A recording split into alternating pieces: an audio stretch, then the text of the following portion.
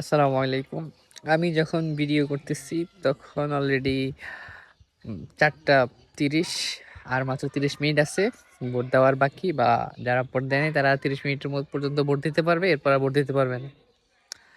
আমি হচ্ছে যে নোয়াখালী ১ ষাটখিল সোনাইমুড়ি আসনের ভোটার।